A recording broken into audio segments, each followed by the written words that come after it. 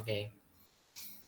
Halo, selamat siang. Perkenalkan, kami kelompok 3 dan 4 Bahasa Indonesia dari kelas 10 IPA 4 akan menampilkan debat bertema korupsi dengan mosi korupsi tidak bisa dihilangkan di Indonesia. Sebelum itu, izinkan kami memperkenalkan diri. Perkenalkan, saya Muhammad Rizky Gibran, nomor absen 27 sebagai moderator. Perkenalkan, nama saya Diandra Husenidat, nomor absen 10 sebagai tim pro.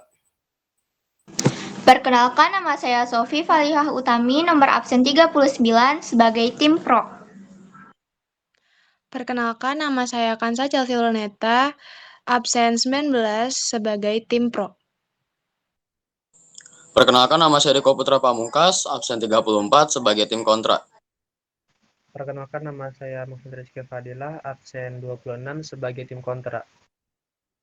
Perkenalkan, nama saya Maisal Anissa Nur Halimah, nomor absen 21 sebagai tim kontra. Perkenalkan, nama saya Vika Rizka Romantika, nomor absen 41 dari tim netral.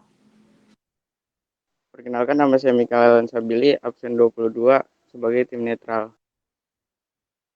Perkenalkan, nama saya Muhammad Arsilapni, nomor absen 24 sebagai penarik kesimpulan. Di zaman ini, kita sudah tidak asing lagi mendengar kata korupsi. Korupsi merupakan tindakan pejabat publik, baik politisi maupun pegawai negeri, serta pihak lain yang terlibat dalam tindakan itu, yang secara tidak wajar dan tidak legal menyalahgunakan kepercayaan publik yang dikuasakan kepada mereka untuk mendapatkan keuntungan sepihak. Sudah banyak sekali korupsi yang terjadi di Indonesia, bahkan pejabat-pejabat tinggi pun banyak yang melakukan tindak korupsi ini. Maka dari itu, banyak orang yang berspekulasi bahwa korupsi memang sudah mengalir di negeri tercinta ini, sehingga tidak bisa dihilangkan. Spekulasi inilah yang akan kita bahas dalam debat kali ini. Untuk putaran pertama, saya persilakan secara bergantian tim afirmasi, tim oposisi, dan tim netral untuk menyampaikan pendapatnya. Kami dari tim afirmasi sangat setuju bahwa korupsi merupakan kebiasaan yang tidak akan bisa dihentikan di Indonesia. Saat ini, Indonesia berada di peringkat 107 paling bersih dari korupsi. Negara tetangga kita seperti Malaysia menduduki peringkat ke-50, sedangkan Singapura berada di peringkat ke-7. Berkaca dari hal ini, sebenarnya bangsa Indonesia harus malu. Kenapa negara yang hebat ini justru terus digerogoti tikus-tikus berdasi yang hidup untuk memenuhi kantongnya sendiri? Sudah sejak lama Indonesia mencanangkan gerakan anti korupsi. Bahkan di kurikulum sekolah pun ditanamkan budaya anti korupsi. Namun nyatanya tak ada perubahan besar. Dari tahun ke tahun masih saja ada banyak kasus korupsi yang nilainya sangat fantastis. Korupsi di Indonesia sejatinya sudah mengakar dengan kuat. Bahkan sebelum kata korupsi atau KKN jadi tenar saat Pak Soeharto lengser. Korupsi sudah hidup dan membumi di Indonesia. Di zaman-zaman kerajaan seperti Singasari, Majapahit, hingga Demak, korupsi sudah menyusup masuk dan akhirnya membuat kerajaan yang besar ini jadi hancur. Motifnya adalah sama, memperkaya diri dan ingin mendapatkan kekuasaan yang setinggi-tingginya. Selain itu, saat zaman penjajahan Belanda, korupsi mulai ditanamkan oleh bangsa yang sering disebut dengan company ini. Mereka mengangkat petinggi-petinggi lokal, lalu memberinya upeti. Selain itu, mereka juga mengajari bagaimana mendapatkan uang dengan memeras rakyat dan memakai uang dari pemerintahan. Lambat laun, budaya ini terus mengakar dengan kuat. Bahkan, sekarang korupsi telah menjelma menjadi sebuah pohon besar yang akan diwariskan dari generasi ke generasi. Wacana terkait adanya hukuman mati bagi koruptor pernah digulirkan di Indonesia. Namun, hal ini tidak pernah terjadi sampai sekarang. Alasannya adalah hukuman mati bagi koruptor dianggap tidak efektif. Meski demikian, jika hukuman ini tidak dilakukan, maka koruptor akan semakin merajalela. Mereka akan terus menggeruk uang rakyat untuk kesenangannya sendiri. Akhirnya negara merugi dan rakyat tak mendapatkan apa-apa. Negara Cina telah melakukan hukuman mati bagi semua pejabat atau siapa saja yang melakukan tindakan korupsi. Hal ini menyebabkan banyak orang di sana takut untuk menjadi tikus uang.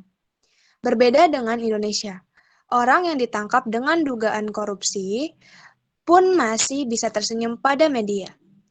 Mereka terlihat biasa dan tidak memiliki rasa bersalah. Coba jika mereka mendengar bahwa hukuman mati akan diterima, pasti akan menangis untuk meminta maaf. Korupsi di Indonesia bukan hanya dilakukan oleh individu saja. Barangkali mereka memang ditangkap sendirian. Namun, di balik itu ada sebuah sistem yang kuat. Ia memiliki banyak sekali backing orang kuat hingga membuatnya mampu melakukan korupsi dengan skala yang sangat besar. Dan juga pihak yang rela mengorbankan dirinya sendiri. Artinya jika ketahuan mereka rela ditangkap dan membisu jika diinterogasi. Dengan begitu, akar dari sistem ini akan tetap kokoh. Anggap saja orang yang ditangkap sebuah cabang. Satu patah, maka akan tetap ada cabang lainnya. Jika penegak hukum mampu menangkap akar dari sistem ini, maka korupsi di Indonesia bisa ditanggulangi dengan baik. Sayangnya, pihak penegak hukum pun ada yang terjerat kasus korupsi. Lantas, kita harus percaya pada siapa untuk penegakan hukum di Indonesia? Lalu kita bisa melihat jika pemerintah tidak begitu memerhatikan masalah korupsi. Bahkan lembaga yang dipercaya memberantas korupsi dibiarkan hancur. Sebut saja KPK yang beberapa waktu lalu dibiarkan saja dirusak oleh pihak berkepentingan. Dugaan korupsi yang dilontarkan KPK seakan jadi bumerang bagi mereka sendiri. Terlebih pihak yang dicolek KPK adalah kepolisian. Pihak yang harusnya menegakkan hukum. Pemerintah dalam hal ini tidak melakukan apa-apa, hanya formalitas untuk minta dialog dan menyelesaikan semua. Coba jika Presiden turun tangan untuk mengatasi lembaga-lembaga yang ada di bawahnya ini, maka drama saling menjatuhkan tidak akan pernah terjadi. Masyarakat pun tidak perlu menyaksikan kebobrokan negeri ini yang sudah kian parah. Korupsi bukanlah akhir dari segalanya. Apalagi beberapa koruptor masih bisa hidup enak dan nyaman, selayaknya manusia di dalam penjara. Mereka masih bisa bermain ponsel, belanja, hingga makan enak. Ruang khusus pun disediakan untuk membuat mereka nyaman. Inilah beberapa hal yang menyebabkan korupsi tidak dapat berhenti di Indonesia. Mereka menganggap jika korupsi hanya akan membuat mereka di penjara. Keluar dari sana masih bisa melakukan hal yang sama, bahkan jauh lebih besar. Jika saja melakukan korupsi merupakan akhir dari sebuah kehidupan, maka mereka tidak akan memilih untuk mencuri uang rakyat. Sekian pendapat dari tim kami. Terima kasih. Baik, kami sebagai tim kontra kurang setuju dengan pendapat tim pro karena menurut kami korupsi itu bisa dihentikan dan diberantas dengan cara memberikan hukuman yang sangat berat kepada pelaku koruptor. Memang untuk memberantas para pelaku koruptor itu membutuhkan waktu yang lama dan tidak hanya dengan sekejap mata langsung lenyap. Dan salah satu cara untuk membasmi pelaku koruptor adalah dengan diberikan sanksi berupa pidana penjara minimal 4 tahun, maksimal 20 tahun, dengan denda minimal sebesar 200 juta dan maksimal 1 miliar. Bahkan bisa saja pelaku koruptor itu akan diberikan sanksi hukuman mati. Ada beberapa cara pencegahan korupsi. Pertama, diberikannya hukuman yang sangat berat terhadap pelaku koruptor. Kedua, adanya keteladanan dari pimpinan. Manusia cenderung mengikuti orang yang terpandang dalam masyarakat, termasuk pimpinannya. Ketiga, memanfaatkan teknologi pada sistem. Keempat, bangun pendidikan moral sejak kecil. Kelima, tanamkan nilai religi secara intensif.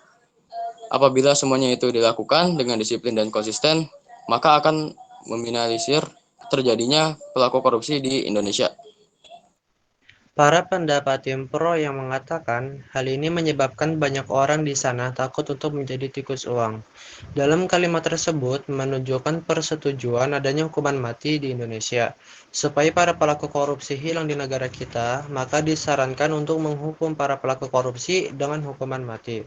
Dilansir dari KPK.go.id, Wakil Ketua Komisi Pemberantasan Korupsi atau KPK, Nurul Gufron menjelaskan dalam UU Tipikor Tindak Pidana Korupsi Nomor 31 Tahun 1999 JO UU Nomor 20 Tahun 2001 terdapat 30 jenis tindakan pidana dengan 7 klasifikasi besar, yaitu kerugian keuangan negara, suap menyuap, penggelapan dalam jabatan, pemerasan, perbuatan curang, konflik kepentingan dalam pengadaan barang dan jasa, gratifikasi, serta tindak pidana lain yang berkaitan dengan korupsi. Di pasal 2 tentang 3 pidana korupsi tercantum di ayat 2, dalam hal ini tindak pidana korupsi sebagai dimaksud dalam ayat 1 dilakukan dalam keadaan tertentu, pidana mati dapat dijatuhkan. Sudah sangat jelas bukti bahwa pelaku korupsi boleh dikenakan hukuman mati.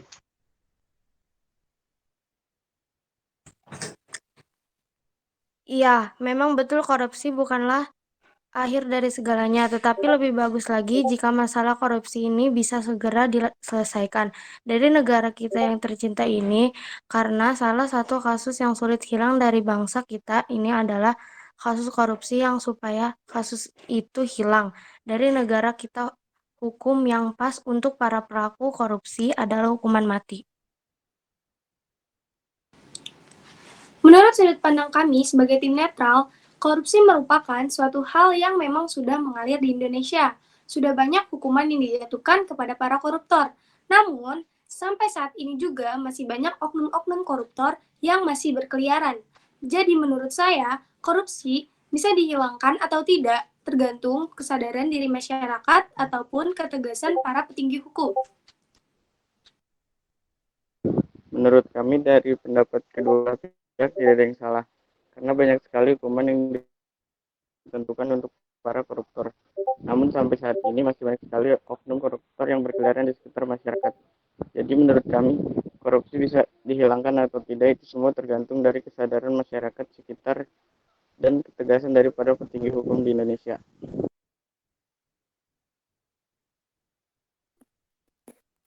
Baik para tim-tim di sini, baik tim afirmasi, oposisi, dan netral. Saya selaku penarik kesimpulan sebelumnya mengucapkan terima kasih kepada semua yang ada di sini. Di sini saya sudah menyimpulkan bahwa saat ini Indonesia berada di peringkat 107 paling bersih dari korupsi. Sudah sejak lama Indonesia mencanangkan gerakan anti korupsi. Bahkan di kurikulum pun ditanamkan budaya anti korupsi. Korupsi di Indonesia sejatinya sudah mengakar dengan kuat. Korupsi di Indonesia bukan hanya dilakukan oleh individu saja. Sayangnya pihak penegak hukum pun ada yang terjerat kasus korupsi. Lalu kita bisa melihat jika pemerintah tidak begitu masalah korupsi. Namun salah satu cara untuk membasmi pelaku koruptor adalah dengan diberikan sanksi berupa pidana penjara minimal 4 tahun, maksimal 20 tahun dengan denda minimal sebesar 200 juta dan maksimal 1 miliar. Bahkan bisa saja pelaku koruptor itu akan diberikan sanksi hukuman mati supaya para pelaku korupsi dihilangkan di negara kita.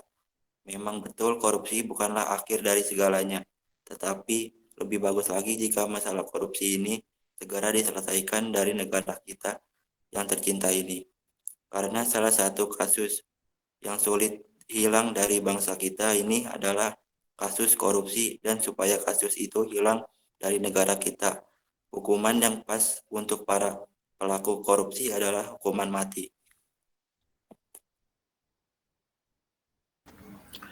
Cukup sampai sini perdebatan kali ini. Saya mengucapkan terima kasih kepada tim afirmasi, tim oposisi, tim netral, dan tarik kesimpulan, maupun yang tidak bisa saya ucapkan semua. Maka dari itu, debat ini saya tutup. Kurang lebihnya mohon maaf. Terima kasih.